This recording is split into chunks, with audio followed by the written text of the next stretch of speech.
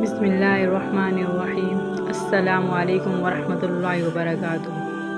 قصہ زمزم کی کھدائی کا۔ حضرت علی رضی اللہ تعالیٰ عنہ سے روایت ہے کہ عبد المطلب نے بتایا، میں حجر اسود کے مقام پر سو رہا تھا کہ میرے پاس ایک آنے والا آیا۔ اس نے مجھ سے کہا، طیبہ کو کھودو۔ میں نے اس سے پوچھا، طیبہ کیا ہے؟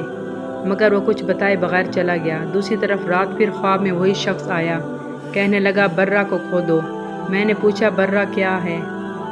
وہ کچھ بتائے بغیر چلا گیا۔ تیسری رات میں اپنے بستر پر سو رہا تھا کہ پھر وہ شخص خواب میں آیا۔ اس نے کہا، مجنونہ کو کھودو۔ میں نے پوچھا، مجنونہ کیا ہے؟ وہ بتائے بغیر چلا گیا۔ اس سے اگلی رات میں پھر بستر پر سو رہا تھا کہ وہی شخص پھر آیا اور بولا، زمزم کھودو۔ میں نے اس سے پوچھا، زمزم کیا ہے؟ اس بار اس نے کہا، زمزم وہ ہے جس کا پانی کبھی ختم نہیں ہوتا، جو حاجیوں کے بڑے بڑے مجمعوں کو سیراب کرتا ہے۔ عبد المطلب کہتے ہیں، میں نے اس سے پوچھا، یہ کنواں کس جگہ ہے؟ اس نے بتایا، جہاں گندگی اور خون پڑا ہے اور کوا ٹھونگے مار رہا ہے۔ دوسرے دن عبد المطلب اپنے بیٹے حارث کے ساتھ وہاں گئے۔ اس وقت ان کے یہاں یہی ایک لڑکا تھا۔ انہوں نے دیکھا وہاں گندگی اور خون پڑا تھا اور ایک کوا ٹھونگے مار رہا تھا۔ اس جگہ کے دونوں طرف بت موجود تھے اور یہ گندگی اور خون دراصل ان بتوں پر قربان کیے جانے والے جانوروں کا تھا۔ پوری نشانی مل گئی تو عبد المطلب کدال لے آئے اور کھدائی کے لیے تیار ہو گئے، لیکن اس وقت قریش وہاں آ پہنچے۔ انہوں نے کہا، اللہ کی قسم، ہم تمہیں یہاں کھدائی نہیں کرنے دیں گے۔ تم ہمارے ان دونوں بتوں کے درمیان کنواں کھودنا چاہتی ہو جہاں ہم ان کے لیے قربانیاں کرتے ہیں؟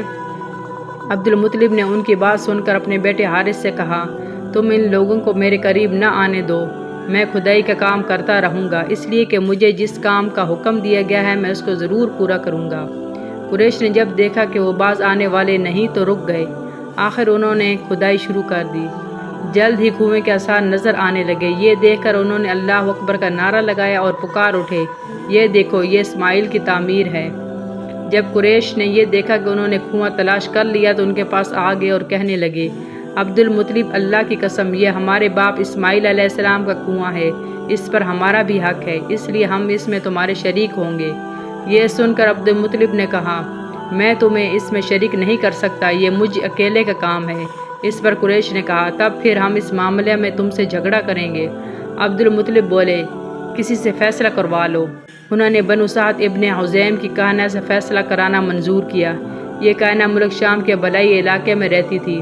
آخر عبد المطلب اور دوسرے قریش اس کی طرف روانہ ہوئے۔ عبد المطلب کے ساتھ عبد مناف کے لوگوں کی ایک جماعت تھی، جبکہ دیگر قبائل قریش کی بھی ایک جماعت ساتھ تھی۔ اس زمانے میں ملک حجاز اور شام کے درمیان ایک بیابان میدان تھا، وہاں کہیں پانی نہیں تھا۔ اس میدان میں ان کا پانی ختم ہو گیا۔ سب لوگ پیاس سے بے حال ہو گئے، یہاں تک کہ انہوں نے اپنی موت کا یقین ہو گیا۔ انہوں نے قریش کے دوسرے لوگوں سے پانی مانگا، لیکن انہوں نے پانی دینے سے انکار کر دیا۔ اب انہوں نے ادھر ادھر پانی تلاش کرنے کا ارادہ کیا۔ عبد المطلب اٹھ کر اپنی سواری کے پاس آئے۔ یوں ہی ان کی سواری اٹھی، ان کے پاؤں کے نیچے سے پانی کا چشمہ ابل پڑا۔ انہوں نے پانی کو دیکھ کر اللہ اکبر کا نعرہ لگایا۔ پھر عبد المطلب سواری سے اتر آئے۔ سب نے خوب سیر ہو کر پانی پیا اور اپنے مشکیزیں بھر لیے۔ اب انہوں نے قریش کی دوسری جماعت سے کہا، آؤ تم بھی سیر ہو کر پانی پی لو۔ اب وہ بھی آگے آئے اور خوب پانی پیا۔ پانی پینے کے بعد وہ بولے، اللہ کی قسم، اے عبد المطلب، یہ تو تمہارے حق میں فیصلہ ہو گیا ہے۔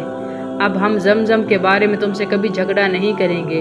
جس ذات نے تمہیں اس بیابان میں سیراب کر دیا، وہی ذات تمہیں زمزم سے بھی سیراب کرے گا، اس لیے یہیں سے واپس چلو۔